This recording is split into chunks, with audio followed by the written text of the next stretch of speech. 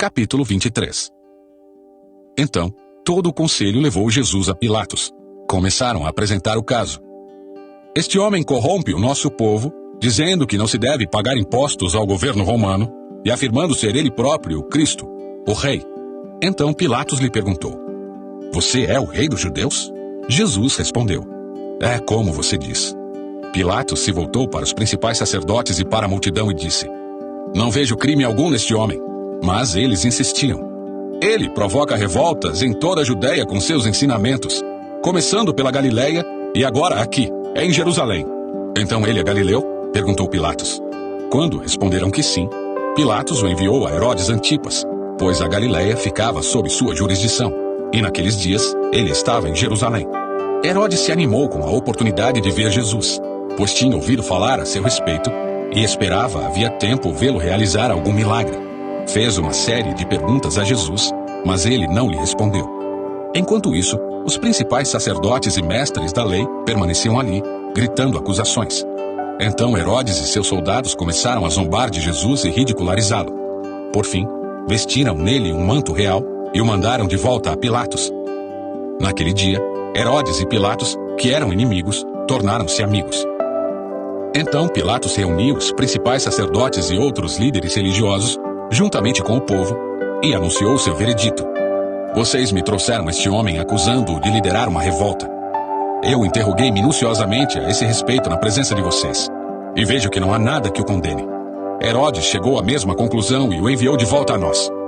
Nada do que ele fez merece a pena de morte. Portanto, ordenarei que seja açoitado e o soltarei.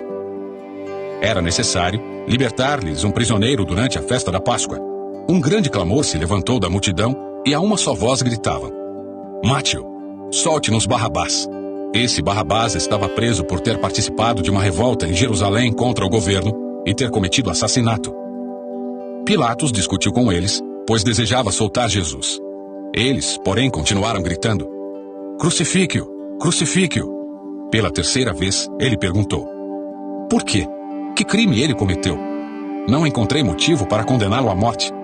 Portanto, ordenarei que seja açoitado e o soltarei. A multidão gritava cada vez mais alto, exigindo que Jesus fosse crucificado, e seu clamor prevaleceu. Então Pilatos condenou Jesus à morte, conforme exigiam.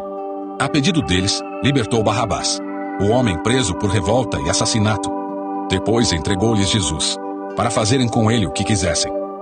Enquanto levavam Jesus, um homem chamado Simão de Cirene vinha do campo.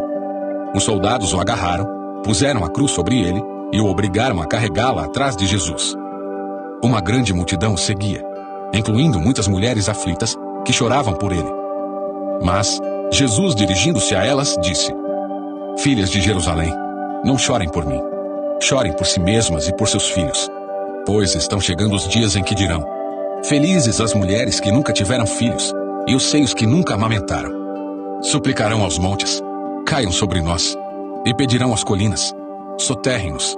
Pois se fazem estas coisas com a árvore verde, o que acontecerá com a árvore seca? 2 outros homens, ambos criminosos, foram levados com ele a fim de também serem executados.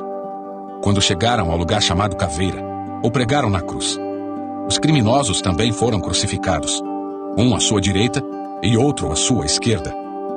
Jesus disse: Pai, perdoa-lhes, pois não sabem o que fazem. E os soldados tiraram sortes para dividir entre si as roupas de Jesus. A multidão observava e os líderes zombavam. Salvou os outros, salve a si mesmo se é o Cristo, o escolhido de Deus, diziam. Os soldados também zombavam dele, oferecendo-lhe vinagre para beber. Diziam: Se você é o rei dos judeus, salve a si mesmo. Uma tabuleta presa acima dele dizia: Este é o rei dos judeus. Um dos criminosos, dependurado ao lado dele, zombava: Então você é o Cristo. Salve a si mesmo e a nós também. Mas o outro criminoso o repreendeu: Você não teme a Deus nem mesmo ao ser condenado à morte? Nós merecemos morrer por nossos crimes, mas este homem não cometeu mal algum. Então ele disse: Jesus, lembre-se de mim quando vier no seu reino. E Jesus lhe respondeu: Eu lhe asseguro que hoje você estará comigo no paraíso. Já era cerca de meio-dia, e a escuridão cobriu toda a terra até às 3 horas da tarde. A luz do sol desapareceu, e a cortina do santuário do templo rasgou-se ao meio. Então Jesus clamou em alta voz: Pai, em tuas mãos entrego o meu espírito. E com essas palavras, deu o último suspiro. Quando o oficial romano que supervisionava a execução viu o que havia acontecido, adorou a Deus e disse: Sem dúvida, este homem era inocente. E quando toda a multidão que tinha ido assistir à crucificação viu isso, voltou para casa entristecida e batendo no peito. Mas os amigos de Jesus, incluindo as mulheres que o seguiram desde a Galileia, olhavam de longe. Havia um homem bom e justo, chamado José, membro do conselho dos líderes do povo, mas que não tinha concordado com a decisão e os atos dos outros líderes religiosos. Era da cidade de Arimateia, na Judéia, e esperava a vinda do reino de Deus.